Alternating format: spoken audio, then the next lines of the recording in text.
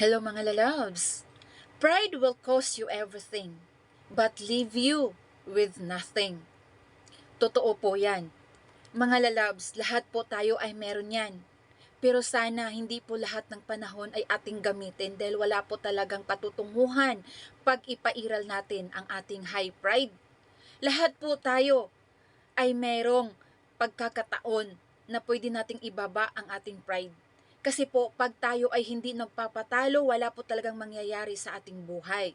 Mga lalabs, habang tayo ay may chance ng mabuhay dito sa mundo, kailangan nating babaan ng ating pride para po magkaroon tayo ng blessing sa ating pang-araw-araw na buhay. Mga lalabs, hindi ko po sinasabi ito para linisin or nagmamalinis sa aking sarili. Dahil po, ang ma-pride na tao ay talagang wala po talagang patutunguhan. Wala po siyang kaligayahan sa kanyang puso. Kasi po mga lalabs, ang pride ay dapat lagi nating ibaba para magkaroon po tayo ng harmony or happiness or joy sa ating puso. Okay po ba mga lalabs? Have a nice day!